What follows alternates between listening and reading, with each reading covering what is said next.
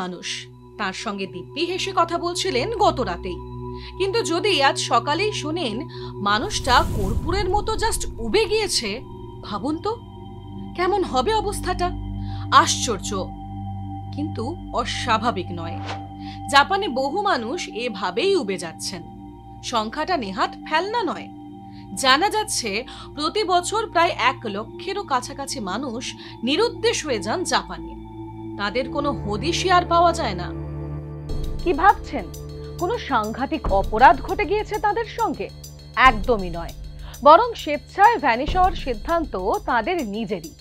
এই ঘটনার নাম দেওয়া হয়েছে জোহাৎসু, জাপানি ভাষায় যার অর্থ বাষ্পের মতো উবে যাওয়া। কিন্তু এমন ভাবে কেন নিরুদ্দেশ হচ্ছেন মানুষ, এই নিয়ে আমাদের বিষয়ের সময়ের পর্ব নম্বর 32।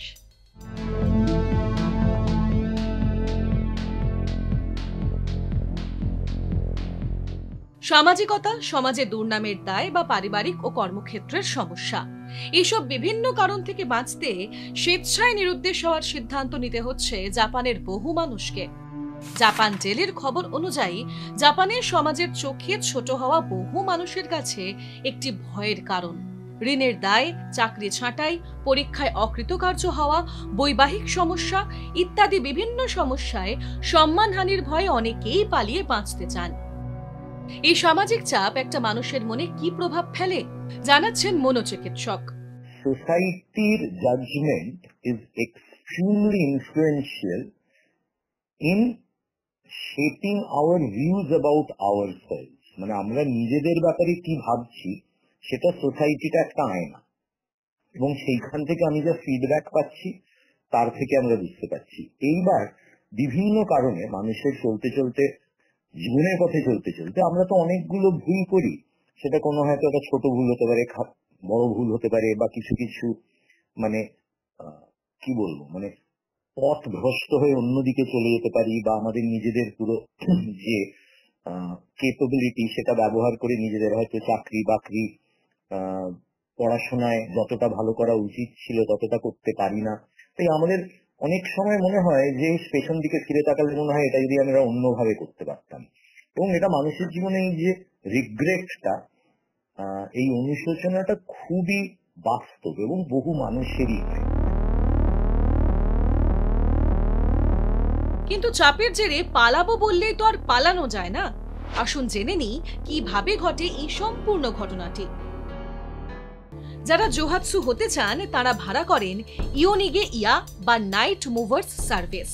জাপানে অনেক বেসরকারি সংস্থা এই বিষয়ে পেশাদার পরিষেবা দিয়ে থাকে। তারা মোটামুটি দেখে নেয় নাম বদল, অবস্থান বদল সহ সরকারি বেসরকারি ডকুমেন্ট পরিবর্তনের আইনি প্রক্রিয়াটা।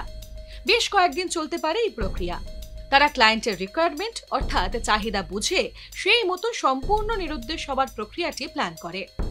তারা এও দেখে ক্লায়েন্ট একা নিরুদ্দেশ হতে চান নাকি অন্য কাউকে নিয়ে নিরুদ্দেশ হতে চান। সেটা তার পরিবারের সদস্য, পার্টনার বা সন্তান হতে পারে।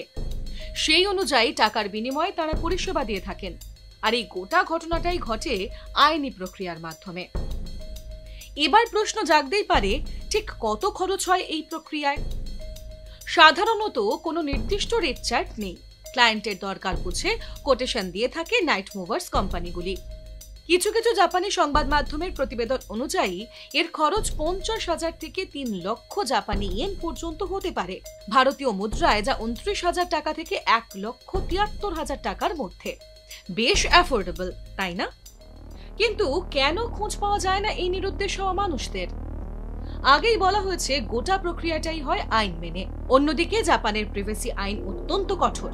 মানুষের নিরুদ্দেশ হওয়ার অধিকার সে দেশে আইন দ্বারা সুরক্ষিত। ফলে নিরুদ্দেশ মানুষটির গোপনীয়তার অধিকার সুরক্ষিত করে সেই দেশের প্রশাসনই। কিন্তু অনেক সময় দেখা গিয়েছে এই নিরুদ্দেশ হওয়া মানুষদের হারিয়ে ভেঙে পড়েছেন তাদের পরিবার ও বহু নিকটজন।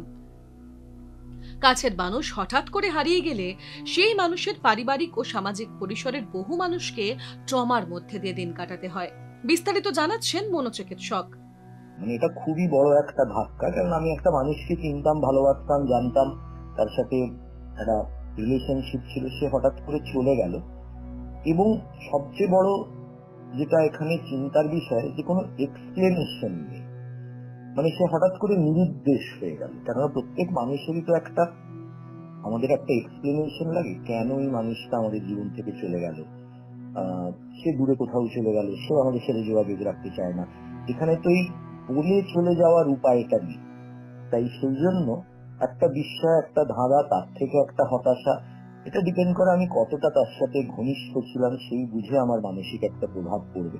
অনেকে হতে পারে যে হয়তো নিজেদের দোষী মনে করে। আমি অনেক ছেলে মেয়েদের দেখি, ইয়াং ছেলে মেয়েদের, যাদের বাবা মার বিচ্ছেদ হওয়ার পর একজনের সাথে তাদের যোগাযোগ থাকে না।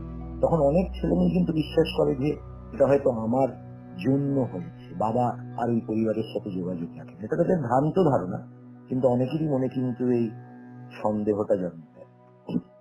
অর্থাৎ মানসিক চাপ থেকে বাঁচতে একজন জীবনে রিসেট বাটন টিপে দিলেন, কিন্তু তার কারণে মানসিকভাবে বিপর্যস্ত হয়ে পড়তে পারেন অনেক মানুষ।